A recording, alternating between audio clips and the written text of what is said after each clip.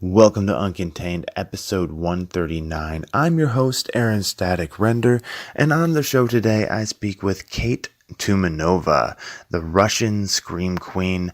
You may know her from the movies Demonologist and also American Exorcism, and that is actually on Prime right now. So if you're looking to get in the Halloween spirit, there's a little Halloween homework for you, the kind you like. Go watch a horror movie.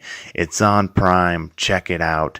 And of course, you'll want to do that after this interview because we cover all the bases on this, from weapons training to what it's like to play a possessed character to wanting to go horseback riding with Vladimir Putin. So before I jump into the interview, I would like to thank Antonio CT for helping set this interview up. You can check him out on episode 112 of Uncontained, titled Zombie Turkeys. Yes, that was an interesting one as well, but I won't keep you waiting any longer. This is the Russian Scream Queen, Kate Tumanova. How are you doing today, Kate? Very well. Thanks for having me. All right, so first of all, I'd like to actually thank Antonio CT for helping set this interview up. I had him on an episode sometime last year, and when I put out a call for people for Halloween guests, he's like, I know who to get. It's a Russian Scream Queen, Kate Tumanova. So just wanted to give a shout out to Antonio. How'd you come in contact with? Have you worked with Antonio or? I've worked with Antonio. I've drank with Antonio. I've traveled with Antonio. He's one of my best friends in LA. I'm so thankful that you and I met through him. Yeah, shout out to Antonio. He's a great guy. He's a filmmaker, also very, very passionate. And I just love the guy so much. All right, perfect. He's a good friend. Thank you, and glad to get you on the show. It's Halloween season, and I always like to talk to people involved in the horror movie industry around this time. Absolutely. It's definitely a fun time. It is. It's probably a busy time for you, too, as well. Not really. I mean, it's just you can see the community kind of come together, and it's a very special group of people, the horror fans, and definitely Halloween is the time for those to thrive and enjoy all the movies we make. Yeah. Awesome. So do you do any of the Halloween conventions or anything like that yet, or? We have a Scare LA convention in LA, but it kind of happens earlier in September actually. So I did that. Didn't do anything this year, but we have some events coming up, like specifically for Halloween, in the next couple of weeks. So that's going to be exciting. There's so many things happening. It's just, I live in Hollywood, so every store, every restaurant, every bar is now dressed as a Halloween set, and I'm excited for the people to start dressing up and having fun. It does get pretty crazy. Exactly. I can imagine. There's a couple places where I want to make it for Halloween. One of those is LA. The other that would be really cool to visit over the Halloween season would be New Orleans. Oh my God, New Orleans is a special place. It is during any season. It is. I was actually there this summer. So was I. I was there in July. Oh yeah, that's around the same time that I was there. A nice, hot, muggy weather. Gotta love it. I mean, I personally do like humidity and heat, and I would take that over any kind of cold. Like, people confuse me being Russian with me for some reason. Like, that has to equal me liking the cold, and it actually is the opposite. Like, that's the reason I moved. I hated the snow and the weather so much. That's kind of why I left, because I didn't want to be cold, and I don't like cold weather. So humidity and heat, anytime, sign me up. I shot a movie there last year in August, and I was probably the only person on set enjoying it. It was miserable. It was miserable, but we were all in this together, and it was kind of like, we're sweating it out together. So teamwork. I understand that completely. I'm originally from the Midwest here in the United States, and it typically in the winter it gets not as cold as Siberia, I'd say, but it gets into like the negative temperatures in Fahrenheit, and so like negative That's 20 yeah. Fahrenheit with wind chill. Your nostrils freeze when you walk outside. That's part of the reason why I moved too. I'm more of a fan of the heat than the cold. Yeah, so we got that in common right there. All right. So, I actually was able to watch one of your movies that came out, I believe it was last year. It was American Exorcism. I actually have a poster right behind me. I don't know if you can see it. Yes, I do see that in the back. What did you think about the movie? I liked it. I liked it. It's one of the, it had like some distinct horror movie aspects to it where you could obviously tell like plot line what's going to happen for the most part, but it was Right. like, but the acting in it, it was good. It was like, I enjoyed seeing you possessed. It was kind of fun. I'm not going to lie. It was, I remember, I will probably never forget shooting that scene. Yeah. It was fun to shoot too, but it was like 4 a.m. and the producers and the director were like, more. And I'm like, I can't even breathe anymore, guys, because you have me screaming here in the middle of the night, in the middle of nowhere on set, and they were just, asking for more possession from me. So, and it does. I like that scene. I like how it turned out. But I remember being barely able to talk after we shot it because my vocal cords are just so exhausted from all the possession voice that you have to do. But it was fun. I'm glad you liked it. Yes. So when you go into portraying the possession of like a demon inside you, what are some things that you channel inside of you? Is there like a way that you're like, okay, I'm going into possessed mode? Is it like a snap of the fingers or is it a process? It's just me every day. No, I, I mean, some people would probably agree with that, but well, from the acting standpoint, I think it's important to kind of do your research on what it where it comes from and just the religious aspect and the historical aspect and just I did that and talk a lot about that with the director and talk with other actors who did have experience shooting horror films like with the similar plots. And I think just by researching it already kind of gets you in that mood because you look at stories that are that really were happening back in the day, and then you look at some other movies and you kind of just start getting that in that character. And personally, well, she has a backstory too, and she's a teenager, and that in itself is already a lot of layers because when you're a teenager, you have so many things going on, and you have hormones, and you're fighting with your parents. You fall in love, you fall out of love. It's like school and summer and betrayal, and everything is so raw, and you feel like it's an exciting period and for every girl when she's 16, 17. But on top of that, she's possessed. So yeah, it was definitely an interesting character to play. Yeah, like on top of all that drama that you just mentioned, that normal teenage goes, you have to add devouring people's souls to it. And I wish I had that in real life sometimes. Yeah, so yeah. Do you prefer like playing the possessed role, or have you like do you prefer playing like the role that's not possessed in the horror movie that's kind of the more typical scream queen role?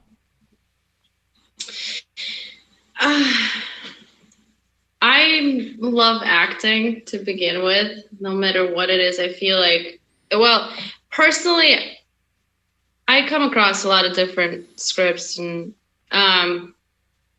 if I feel like I don't like the character or can't,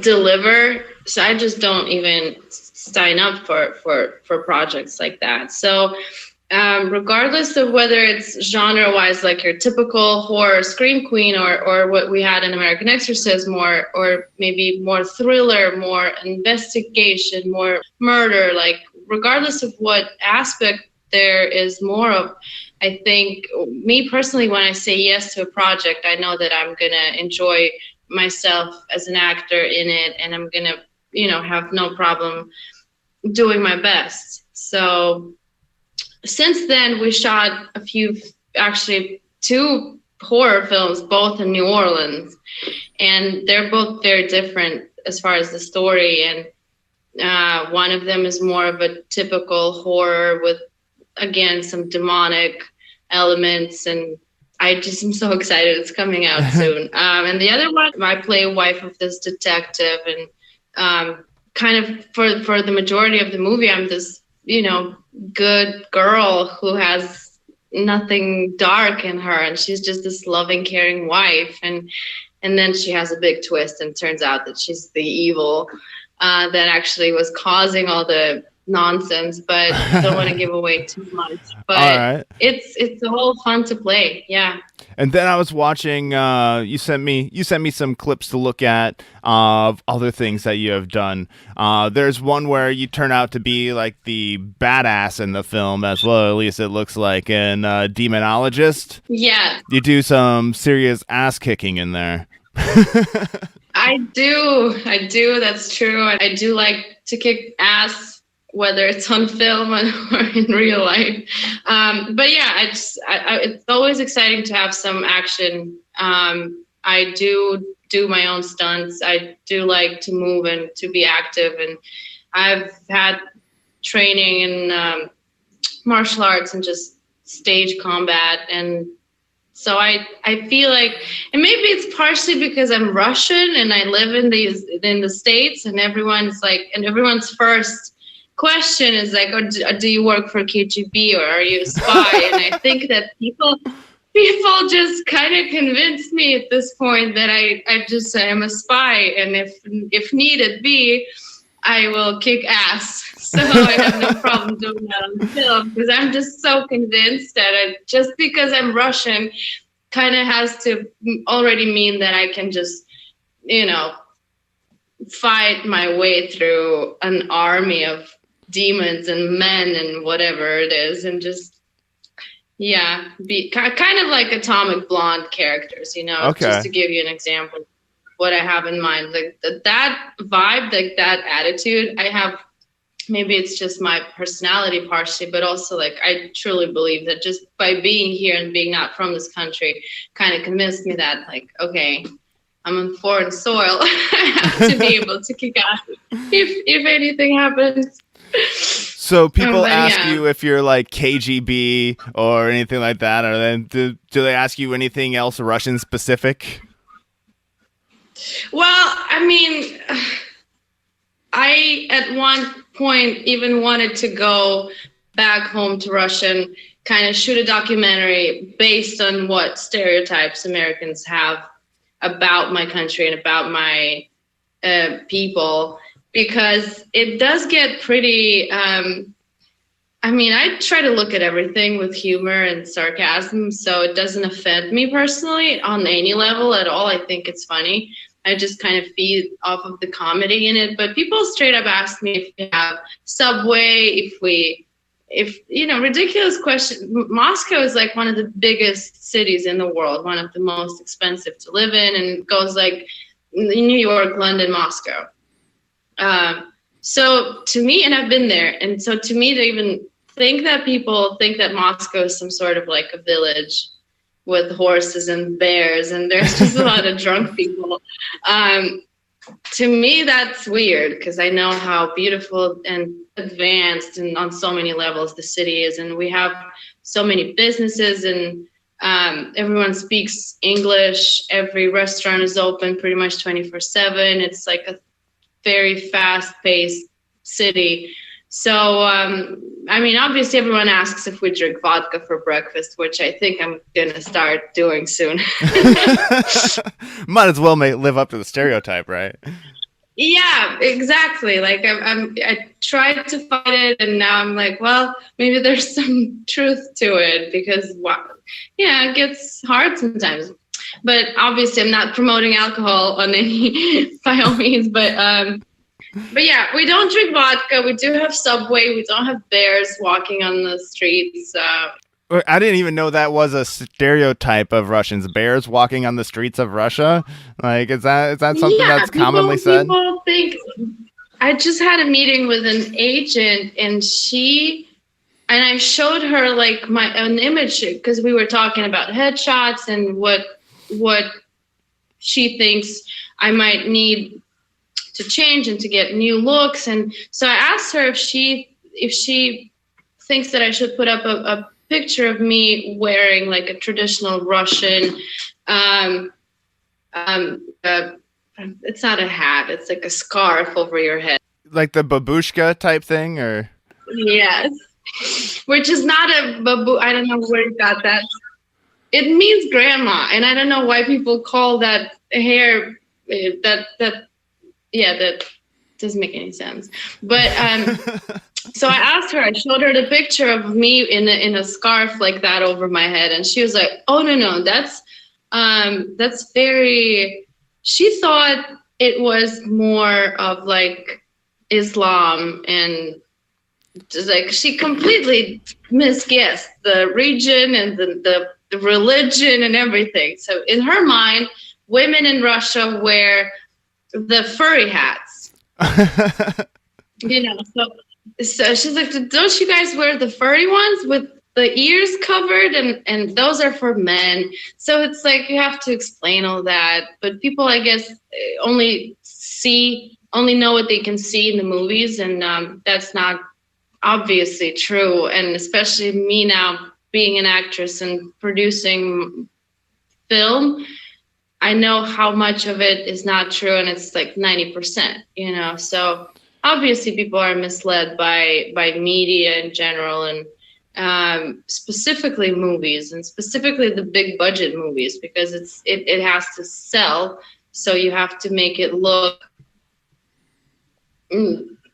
not always close to reality. Yeah. And it's fine. I mean, I had that when I came here, but you watch any TV show or any movie that shot in Los Angeles, for example, and they go from like a cafe in Beverly Hills to the ocean in the next scene, and then they're downtown. So in your mind, you think, oh, what a beautiful place. You're like 5 minutes away from the ocean, and then there are beautiful buildings, and then so you don't realize that it's like 2 different shooting days, and actually an hour and a half of a drive in a car. So things like that, small things, but it creates a certain image in your head about a certain place, and then you just sometimes it's not like that in reality. But yeah. So do you feel like, as an actress and a producer, that you have, like, I don't know, a responsibility or take pride in debunking any Russian myths, or like be like, okay, or do you just go like, okay, that's a myth, let's run with it? I definitely do want to shoot some sort of a documentary project, and because I come from a very special family too, and my mother is a singer, and she's been in the entertainment industry for my whole life at least. Okay. And she's been singing and creating and being creative her whole life, and so just that aspect, and me being from a family like that, we kind of had sets and producers and creative people and artists my whole childhood, so that's how I got into. Besides that, I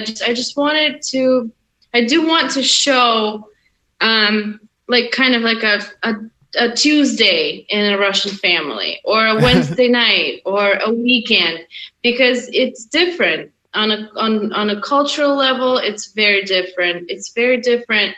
And I didn't even notice that when I first moved here. When I first moved here, like mentality wise, it kind of felt like we're the same people, because I wasn't paying attention as much. I wasn't missing home as much. So I wasn't digging like inside of myself, trying to figure it out, like, what am I missing? Because it felt new and it felt right. And, I was moving from one side of the world to the opposite. So my mind was preoccupied with that and was settling in and whatnot. But a few years into living in the United States, and especially LA, is you can't definitely define the whole country by just LA and judge, because LA is a very, very weird place. And it's not always good weird. It's a lot to deal with. But a few years into living in the States, I started noticing how different we are. And because I started missing the traditions, and I started thinking about it more and realizing that, oh my God, we are like totally different people. Like, we could have been from different planets. And that I would want to show. It's not even breaking a stereotype. It's just that we're so far away from each other, and rarely ever I meet American people who want to like travel to have a vacation in Moscow or something like that. That just doesn't cross your guys' mind, because it's far. And I get it, but I definitely want to show the culture more, especially now, because we know about the Romanovs, and we know about Putin, and we know about babushka, and we know about whatever borscht, like some like cultural images that you do know, because you obviously had history classes, and you just I would assume that people would know at least that much. But there's so much more going on, especially now, like in the past maybe 10 years. It's changed so much. It's such a better place than when I was a little kid, and I just want to show the beauty of the place where I'm from. So on that level, I do want to definitely create some sort of a project for be able to do that. Okay, I'd be looking forward to that, like a week in the life of a Russian or something like that. Like, I just have to shoot it now and sell it to Netflix. There you go. That's all you have to do. Just do it. Just sounds so simple. I'm sure it's doable. Yeah, you gotta. It's. I believe that there's time for everything. So, I already did go home and like had a GoPro with me and a few other cameras, and didn't have a script, didn't have like mics or any proper equipment, but I did that maybe 3 years ago, and I went and I just was shooting everything I saw, and kind of asking my friends and my parents, interviewing them on what they think about the States, what they think the stereotypes would be. So I kind of already started tapping into this. Okay. But I'm just me, so that gave me a better understanding of what kind of script do I need, of how many days, if going to shoot, I would need, what people do I want to interview for real, what people I don't, So I think if talking seriously about this, I would want to, and I've seen some documentaries, especially on Netflix, about Russia, or some shows that would have a segment about Russia, and they would send their host, for example, to Russia for like 3 days, and they would show the most ridiculous things, like they would dress them in traditional Russian hats and drink vodka on camera, but that is that's not even like a 1%, So there's so much more. So I definitely want to show that obviously we don't sit around dressed like that drinking vodka every night. So, but we do have conversations, and we do have culture, and we do have very talented people. The education system is different. The medical care is different. Like everything is different. A lot of things are different. So I want to definitely show that. You just have to find somebody who would want to finance that project, and then then we can set up a meeting with Netflix. There you go. There you go. So, okay, one more thing on stereotypes, then we'll move on. But what was like one of the stereotypes that you had about the U.S. before you moved over here that may have been right or may have been wrong? I really didn't have any expectations or stereotypes. I think I didn't like, do my research. Yeah. Which is weird because I'm a Virgo and I'm very prepared, I'm very organized. But something happened in my life in Moscow, and that kind of motivated me to move. It was strictly dream driven and in the passion for acting. So I wanted to be in LA more than anything, and I didn't think about any stereotypes. I was just so obviously I did hope for, I guess I did have a stereotype about like Los Angeles and Hollywood. I did think that I'm gonna just walk down the street and there's gonna be Steven Spielberg walking towards me, and he's just gonna see me, and he's just gonna be shocked by my beauty and offer me $10 million in a lead role. That didn't happen. Damn.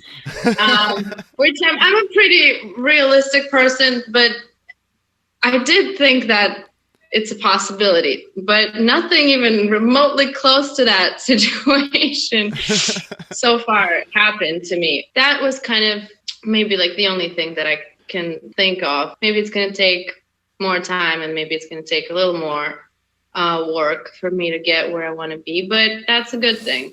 I did not expect so many people to be so talented and so hardworking that are concentrated in one spot. And that is a very inspiring thing about being in LA and being in Hollywood, because everyone comes here, you know, and everyone wants to be here and have a piece of that.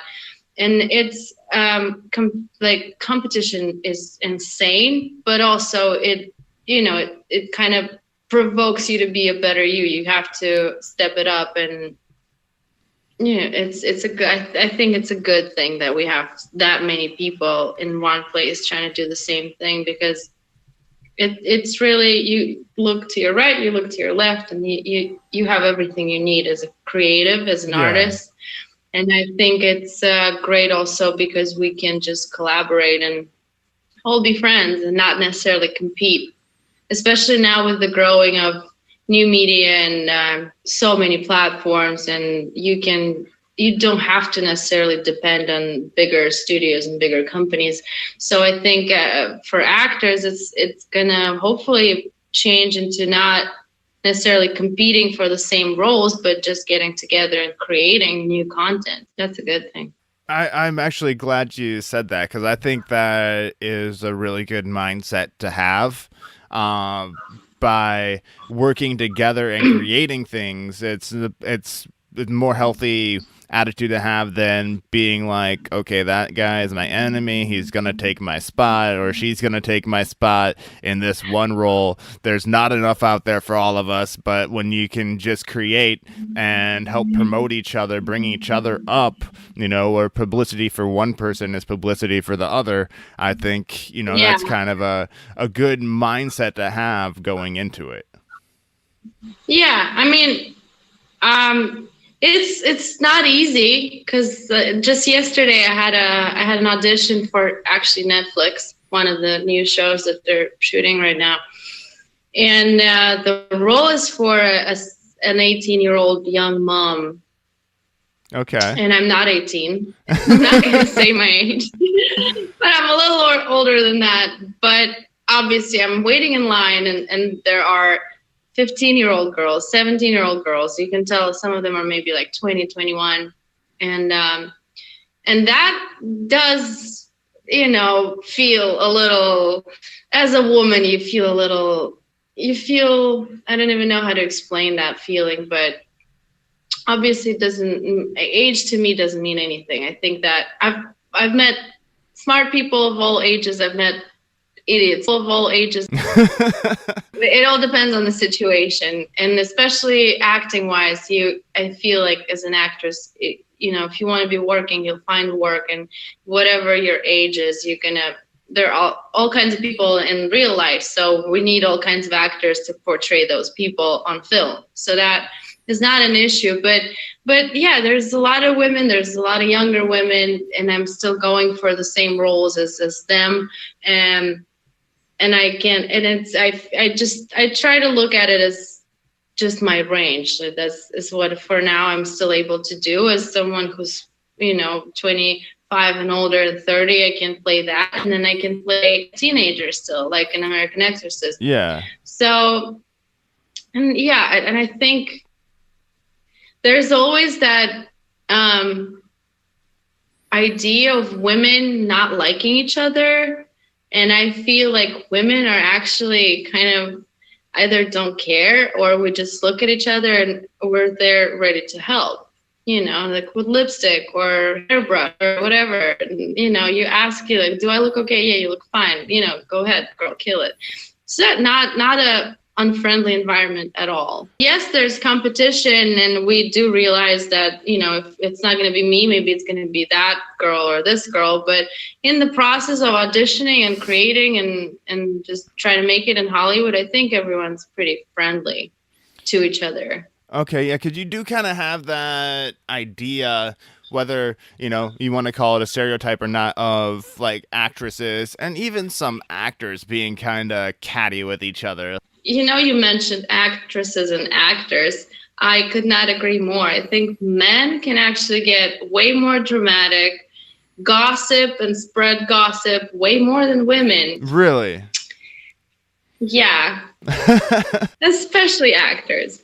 Dudes are so weak sometimes. I think women just by nature have more strength in them, and maybe more self respect, and I don't know. Men in this industry are pretty disappointing at times, but all levels, not just actors, but producers. And I've been in situations, ridiculous situations, when I wouldn't even think about creating some sort of drama, because why? We're all trying to do the same thing. What's the problem? Let's fix it. Let's not waste our time. Let's move on. This is how I look at it. I think men like to gossip way more than women in reality. That's interesting. But I won't say that, at least in like Hollywood, it's not that way. I haven't had that experience yet, but I will speak personally.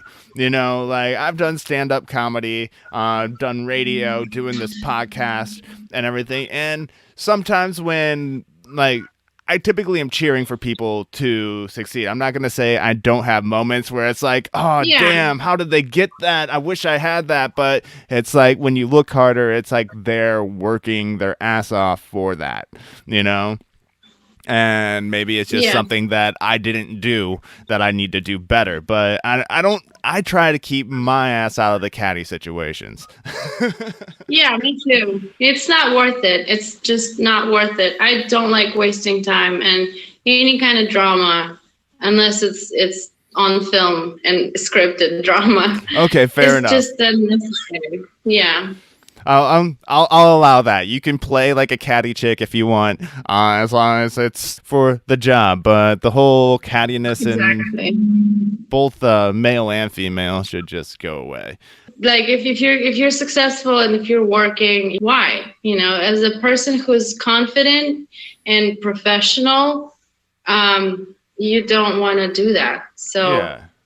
If you do find any kind of joy in creating those situations or being a part of them, I think that's because you probably have a day off or have some extra time, because if you're working, you don't have time to be involved in lots of drama. Very true. You got other things to focus on. So, all right, we've talked Yeah, a lot exactly. about stereotypes and drama and cattiness and all that good stuff. Let's talk about you acting again. I've been seeing some pictures on Instagram lately of you with some heavy artillery, with some guns and stuff. Is that just the Russian side of you coming out? Is that the spy, or do you have a role coming up where you're gonna be a badass again? It's both. I mean, I have a friend of mine, Adrian Zaw. He owns a studio not too far from here, and he actually was his project. He has a project, and he wants to shoot a series of like performance videos for the guns part of it, and he wants actors to do it because that would obviously be beneficial for me to have that kind of material in my reel, but also knowing that I went through safety training and I can take those guns apart and put them back together and not just make it look pretty on film, but it's all that. Okay. So I think that it's really great that he's doing that, he just called me when I was in Russia and asked if I would be interested in going through training first and then putting that on film as a performance video, and maybe potentially having like a short script involved, but mostly it's a performance video for the actor and for the guns. Okay. Is he doing like a combat school then, or is he teaching combat to people? Yes. Yeah, he is pretty. I had no idea because I met him through some commercial shoots and just on set, and we became very good friends. And one of my biggest hobbies is cooking. We shot a little cooking show, just a few, like a pilot, but nothing ever gun related. So I was very surprised, but he seems to have a lot of knowledge. He seems to have a lot of training and experience in that field, and he has all of the necessary equipment and locations and what we would need to make the series of those specific videos that we're working on right now. But also, well, obviously the second I had those guns in my hands, I started thinking on how to put it in one of the scripts that we're developing right now and have scenes with guns for me. But because I personally think it's great that as actors we get to get trainings like that for free for a role, but it's really it's a skill to have, and it's a good one. I think as an actor, I've been blessed to have horseback riding training, and then guns and stage combat and stunts and so many different things. Just because they want you to be as safe as possible doing it on camera, they put you through training for weeks. And you end up just walking away with a role and with a new skill set. Nice. Before moving on, is there anything that you wish I would have asked you? Any projects that you're working on that you want to make sure that we get what you want out of this interview and make sure we get the Halloween aspect out of it in some way as well? Well, Halloween aspect is just exciting altogether, because it's like the beginning of and then we have Thanksgiving and then Christmas. So I'm excited. Also, on November 1st, the American Film Market starts. And that's a big event that happens every year in Santa Monica in California. And we get all kinds of production companies and TV channels and networks and directors and everyone from the film industry is in Santa Monica from November 1st till November 2nd, 7th. So it's like a whole week. Every day we sell and buy movies, we showcase our projects, and that comes right after Halloween. So Halloween is like to mark this insane October holiday, and then starting November 1st, we go into a lot of like intense meetings and work. So I'm excited for both. I'm excited for both. I've never actually dressed up for Halloween, even though we do celebrate it in Russia. I've never dressed up. So maybe this year I'm gonna finally tap into that and get a crazy costume for myself. You should definitely do that. Definitely do that, and then send a picture, and I'll share it, or put it up on Instagram. I'll share it with on Uncontained. All right. So Thank you. People can see what your first ever Halloween costume looks like. Do you have anything that you are promoting or pitching in the film market that you were talking about? So I work with this company. It's called Thriller Films, and we've been together for maybe 3 years, friends and great guys to work with. So starting American Exorcism that we were promoting last year and sold to some territories like Philippines and India. This year we have 2 feature films that are not released yet, but obviously for sales, we're gonna show the trailers and show the artwork, and that's exciting. So 2 feature films that I'm in as an actress. And then there's always just so many projects and development that I personally am excited about, because we have a comedy that we have a script written for, and we have the budget put together, and I'm ready to shoot like starting tomorrow. I'm that confident in that project, and I want to put that and get that rolling. So, but part of doing that would be having the artwork and having the pitch package ready for everyone who will possibly be interested. And during the film market in November, that's the time to do it, because everyone's there. Every day there's a lot going on, and then every night there's a party too. And I think that that's really where people can kind of relax, and especially day 2, day 3 are the best, to go to all of those parties and have drinks with people that work in the same field as you, and use that, take advantage of that, catch them when they least expect you, and try to get those finance deals. Finance of a week in a life of Russians. Yeah. Yes. There's so many things. Unfortunately, it does come to money, and the more money you have, obviously, the better and the bigger projects you can afford to shoot. But I kind of like that niche of doing the independent, low budget filmmaking, because you're kind of not competing with too many people. You know what I mean? You're not competing. You're not a studio, and they're of actors of that level that are all reasonable people. Maybe I'm just lucky, but everything we've done so far has been a great experience. And unfortunately, there's never enough money, because we always want to make it bigger and better. But that's where, you know, like any project, it's a business plan. You put a budget together, you hire your people, you pull favors when you can, and at the end of the day, it always gets done. I learned that no matter what happens, and something always happens on a movie set, it's gonna get done. That's why it's a teamwork, and that's why you need people to do it. You can't do it alone. But that's why you gotta trust your team. As a producer, it's important to remember. It's very important to remember as an actor, because actors tend to. I'm a perfectionist. I always blame myself.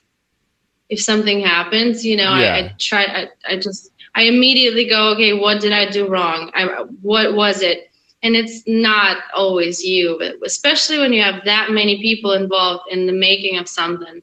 If something goes wrong, you can't blame it. You can't even think about blaming like whose fault it is, because that's already you're wasting time. You have to think, if something goes wrong, you have to think on how to fix it and how to get going again. That is great advice right there, and that actually helped transition me into my questions here. What advice, but along with what you just gave me, would you give to somebody who is looking to get into the entertainment industry? Definitely a really hard job, acting, and the industry is it's a very complex beast of an industry, entertainment.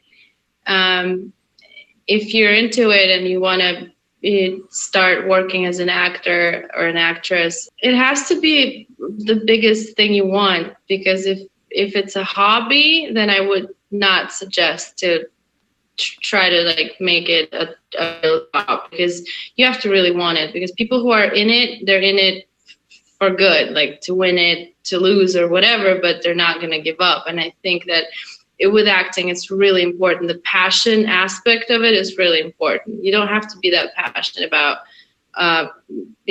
working at the bank or whatever. Yeah. So acting, if it's just a hobby, if you just think you like it or think you want it, but also you want to dance and sing and maybe like sell veggies at the farmer's market, if it's that kind of like, oh, it's fun, I'll try it. I would just suggest to not even trying to pursue it for real, because you're going to get hurt, because you have to learn with dealing with rejection and things like that. And when you're not passionate enough, you're just going to eventually drop it. So yeah, without, I would suggest not wasting your time if you're not passionate, really passionate about it, because acting requires that passion from you. But it's totally doable. Like I really think if you want to be an actor, you just use that drive and do it. And obviously it's important to constantly learn new material. It's important these days, really important to create your own content with the Instagram and YouTube and all the outlets you have. You don't necessarily need that many people to help you. You can just do it yourself. You learn how to edit, you learn how to put it online, and there you go. And then you just harass people like casting directors and agents until they give you a job. But that's what I did. The guys I work with and best friends with right now, they hated me because I wanted something from them. I don't remember what it was, probably like a trailer clip from the movie, whatever. And it was okay. A few months have gone by, and I started straight up harassing them, calling the office, texting, sending emails, had my manager send them emails. And at some point they were like, wow, it's going to be easier to give her something. But then we kind of started talking, and I was like, guys, I need it so I can promote not only myself, but you too, and the company and the movie. And they saw how much I can be of help to the operation. So now I'm working with them. Awesome. So yeah, when I was talking to you before, you said that you were producing as well, correct? So have you taken the step to producer along with actress? Is that a slash or a hyphen in your title, or? I personally don't like to have many titles. I don't think that you can do it all. I don't like, for example, to be like a producer and a co this and co that and on one project, because I like to really focus and give all of my energy towards one thing at a time. But yeah, I did, because again, in Hollywood, in LA, you come across so many people and so many scripts and so many projects. At some point you create, you have your friends and you start thinking on how to get things off the ground, and then you become a producer. It's just a natural thing that happens, because okay, so how do I make this work? I like this script, I like this story. I have this friend who wants to invest. I have this friend who's a director. I have that friend who has a camera. Like, oh, look at me, I'm a producer now. I put a team together and shot a movie. It's pretty much, I'm not saying that I'm a Warner Brothers level of an executive producer, but it's just organizing things, really, and then having people who want to work with you and who think that they like your style, and then there you go, you're a producer. All right, perfect. So that's some really good advice that you shared there. So just to recap briefly, it's basically if you have the passion, pursue it, but be willing to work for it and start creating your own stuff. Don't wait for somebody to be like the stereotype that you one stereotype about the US that you had when you'd be walking down the street and Steven Spielberg would see you and be like, I have to have you in my movie. We're doing this, and Yeah, it's not I gonna would happen. definitely suggest to lower your expectations. Yeah, because nobody's gonna just give it to you. You gotta work really hard, but it's totally doable. Just gotta focused, stay disciplined. And I'm not, it's easy to say and then to just apply it to your everyday life, but you do come to that understanding eventually that if you waste a minute of the time that you were supposed to be working on something else, that already is bad. You should give it your all. Yes, very good, very good. So, um, well, that is great advice right there as well. Don't just half-ass something. Do it Yeah, full-assed. I So agree. Whatever it is you're doing, it's great to give it full of now, yourself, all of it. And it pays off. yes, definitely. What are you doing right now to promote yourself? I know you got some stuff going on Instagram, but what is your promotion strategy right now? Oh, I need one. No, I try to, yes, I try to use all the outlets available. And as far as acting and producing, we have projects coming up that I just try to be vocal about and talk to everyone I come across that I think could help. As far as my personal, I'm sure, yes, Instagram would be the best example of, and I'm still learning. Like I mentioned to you before we started this interview, I am very old school, and it blows my mind how big Instagram is. That it just, to me, it's just like pictures. It's like a portfolio, but it's a business opportunity. It's a networking opportunity. You gotta use it and abuse it, and I understand that now, and I try to learn how to do that and just be more proactive. And it's, unfortunately, it's a full-time job. Promoting yourself, especially on social media, is a full-time job. Social media marketing it's it's from an actor's point of view also. It started to mean more for people like casting directors and directors, so they look at how many followers you have, and that's a bit heartbreaking because I'm an actress who's always on time and always off book, and I think it shouldn't matter what following you have on Instagram. It should be about your presence in the room and your talent and your work ethic. But since it's so important, you got to take advantage of it and use it and try to learn and put good quality content. Make sure that you brand yourself. Make sure that yeah, it's like a product. In this industry, you have to sell yourself like a product. So Yeah. you have to know what you're selling and who you're selling it to. And I just think that, yeah, I'm just doing my best as far as the social media goes. And yeah, you got to go out, you got to go to parties, you got to go to meetings, you got to go to all the events, talk to press, do podcasts, um, whatever comes your way.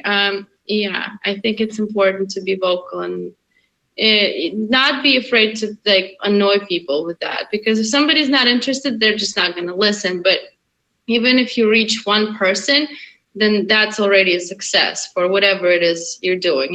One like or 1,000 likes, it doesn't matter. Like one like at a time, you're eventually going to get to 1,000. And Yes. I think that's with anything. With money, $1 at a time, you're eventually going to get to 1,000,000. So you just got to keep going. Definitely, definitely. And Yeah, I think that's one of the biggest things about like Instagram or entertainment in general is just keep going and being consistent with it. Just keep putting stuff out and eventually, as you said, you'll get that one like will turn into two, will turn into like 50 will turn into 1,000, and up and up. So, Exactly.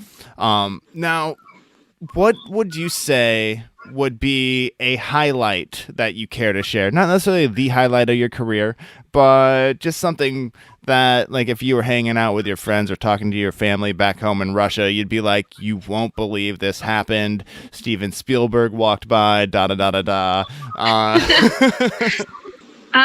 Honestly, for somebody like me who's like a very realistic, straightforward person, when it comes to acting, I'm like a little child. I'm every day on set to me, like, and so even just talking about it gives me like a certain level of high because it's just, to me, it's my happy place. Like every time Nice. I can't believe I'm doing this.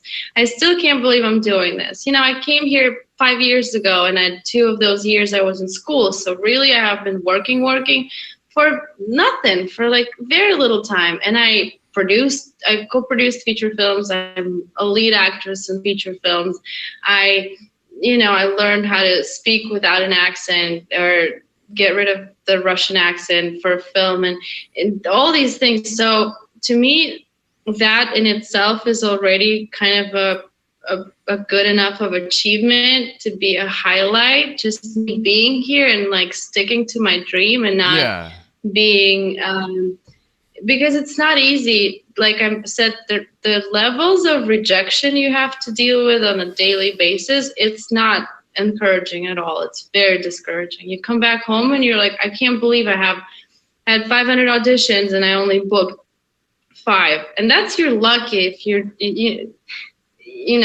being realistic, that is how much you have to do and how many times you have to hear no in order to hear yes. So on any given week, about how many auditions do you go to, or any given month, you could say? Well, usually at least 3 times a week, but that's good. I mean, and then see the problem with this industry and why I think actors and actresses do give up. It's because it's so on and off. And downtime is the worst. You get depressed. You feel like you're never going to work again. You're not getting auditions. You're not going out there for a week. It feels like the end of the world. So that's why I kind of suggest to submit yourself, even if you have an agent and a manager. And I don't know if my agent is going to hear that, but they always tell you don't. And then you sign with an agency in the expectations of getting out there more for bigger, better projects. And a lot of times in reality, what it does, it only kind of slows you down, because before, if you were submitting yourself, you do go out to audition for a short film or a student film or whatever it is, something small, right? But it will at least make you feel better about yourself, and it will keep you excited, and you will be getting more and more comfortable in the room with the casting director, and et cetera, et cetera. You sign with an agent, they tell you not to submit yourself because those are smaller pay projects, and obviously their cut would be less. So you stop submitting yourself, but then they have 500 clients on their agency. So you just a lot of times get kind of lost, and it slows it down. So I always suggest just, for actors to, especially if you're just starting, to go to LA Casting, go to Actors Access. And I get 200 emails every day. There's always a project. There's always a commercial that pays $500, $300, whatever, at least submit yourself, go make money, go audition. And this way you kind of keep feeling better about, even if you're not booking anything, but at least you're going out there. The casting directors are seeing your face. They're going to remember you. And that's a good thing. All right. Perfect. So, like, what would be something that when your audience is watching you perform, whether it be a horror film, whether it be that you're the badass in the movie or the possessed chick in the movie, is there something that you want them to remember about your performance and take away? It could be a couple different things, I guess, depending on genre. But is there something that you would like your audience to remember about your performance? Well, obviously, as an actor, I hope they would remember my performance for just being good performance. Fair enough.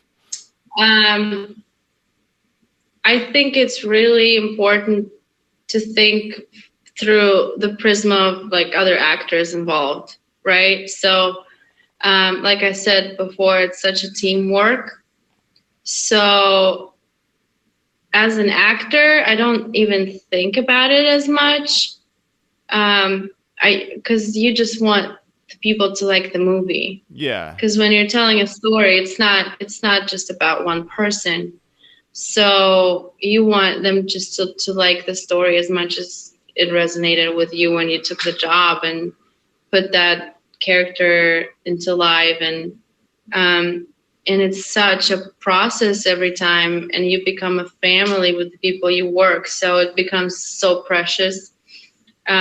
So personally, as just one person as an actor, I always want them to like the movie. I want all of us to be like, oh yeah, we did it. I always thank my other actors and the people. You become so close. You're like, for 2-3 weeks, you eat and sleep and shit with the same people for 14 hours a day. It's always hard. It's always too hot or too cold on set. Some people you become friends with, some you don't. And there's always, it's like a little life.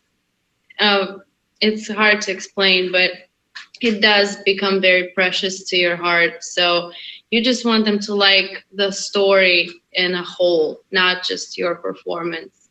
Well, obviously, from a selfish point of view, I hope they like how I look and how I did, and I hope it looked believable and real. Okay. Yeah. All right. Perfect.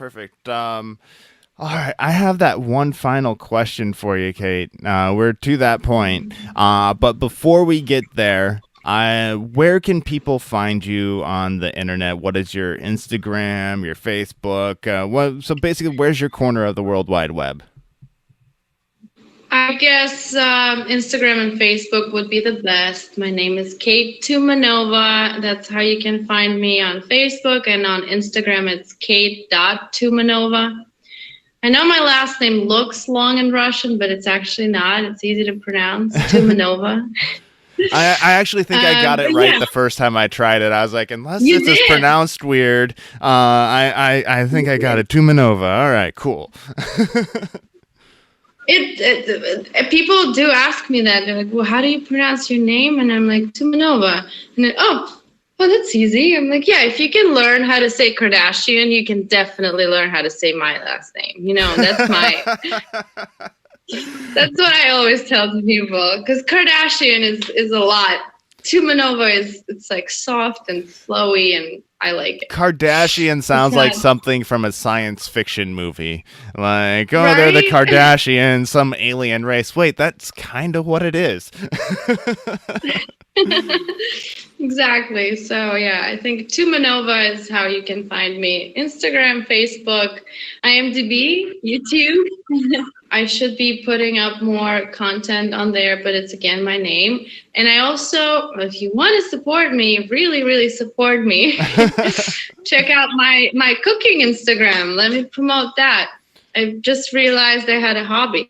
No, okay. I really do. I'm passionate about food. So if you guys are into like simple, fun recipes and food, it's Kate is Cooking. Okay, Kate is Cooking. I'll include that in the show notes as well. So I'll have to check that one out.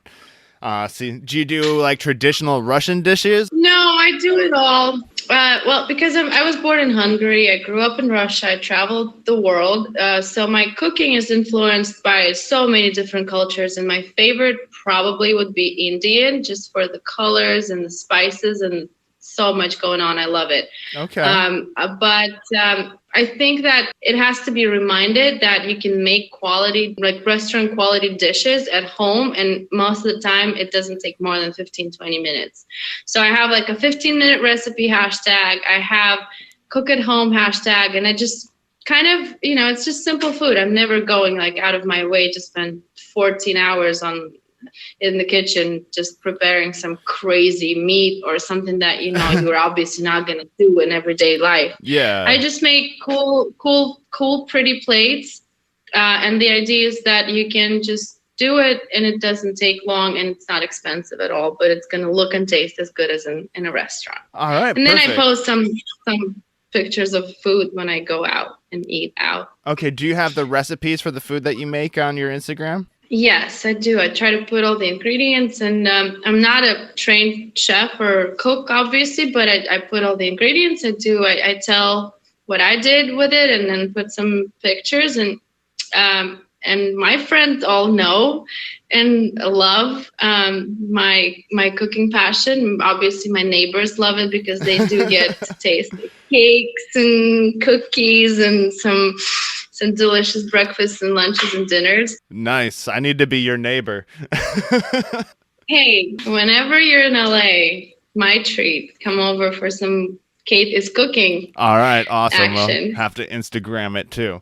All right, perfect. So I will include that and check out Kate is cooking, and then I'll keep you posted when I try some of the dishes. All right, I'll let you know if I succeeded or failed at making them.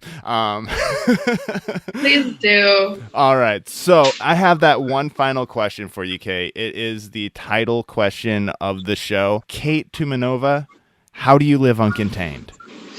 It's actually such a good word you have there as a title, and being from this country and English having as my second language, I'm not gonna lie, I had to look it up just to know exactly what you meant and mean when you ask this question, which is a great question. And I think to me, it's just an ongoing everyday job to remember that nothing good is going to come from comfort. Nothing good is going to come from lazy. Nothing good is going to come from boring. So you have to push yourself outside of that comfort zone. And it's really like, I'm getting emotional even talking about it, because the hardest thing for me is being so far away from family. But that's the sacrifice that I'm making, and I made that decision. And I try to turn that sacrifice into motivation, and just remember that I've gone this far, and it's a decision that I am responsible for, and something inside me is driving me, and I just have to trust that. Awesome. I really like the term you used, or the phrase, nothing good comes from comfort. It kind of basically stepping out of your comfort zone is where things grow from, like trying new. If you don't try anything new, you're going to stay in the same place. It's very true, and it's a proven fact, unfortunately. And I'd rather not do shit and just drink mojitos somewhere and pop out beautiful babies. But I'm just not that person. I have so much ambition, and I would just shoot myself in the face. But with achieving, yeah, but it's unless true. It's in a like film. Unless it's in a film. When you have so much drive inside you, you have to trust it. You have to follow your dream, because it's gonna work out. Hard work and dedication work out. It's a fact. That sounds like it could be like a Russian proverb or something like that. Like, could you say that with your Russian accent? It's the second day in a row somebody's asking me to like go for a strong Russian accent. Yeah, I could, Will you? Sure. Guys, listen. Hard work and dedication always pays off. Thank you very much. All right. I don't know. I worked so hard on getting rid of the accents, and every time someone's asking me to do Russian, I'm like, oh God, how do I do this? Oh God, you're such a dick. Why are you asking me to do this? I apologize. I apologize. No, I have one phrase that always works. It goes like this: "I'll break you." I think that's good. that works. That works. Well, it looks better when I can see my face and I have this, red lipstick and all with my guns and spy outfit. You need the visual kind of, but you get the idea. Thank you very much for joining me, and it's been a blast talking to you. I'm glad we got to talk a little bit about your film work, along with all the other stuff that all the other rabbit holes we ended up going down. And it should be a very interesting show. And I have one final thing for you to do, Kate, and that is sign off the show. Would you do me the honor of signing off the show? Absolutely. I just hope that from my interview, you guys can tell that I truly believe in spirit inside of us, in hard work and dedication. Whatever decisions, good or bad, you're making, you got to own it and trust yourself. My name is Kate Tumanova, and I live uncontained. And that does it for another episode of Uncontained. Thank you for listening, and thank you to Kate for joining me on the show today. And I look forward to actually talking to her in the near future, possibly right before Halloween. It's going to be an Instagram live talk, so it won't actually be on the podcast, but for those of you who follow me on social media, if you don't, you should do it now, at Uncontained Pod, Facebook, Instagram, Twitter. It's all there. And catch the chat that Kate and I will have later on. And thank you for listening once again, and until next time, live uncontained.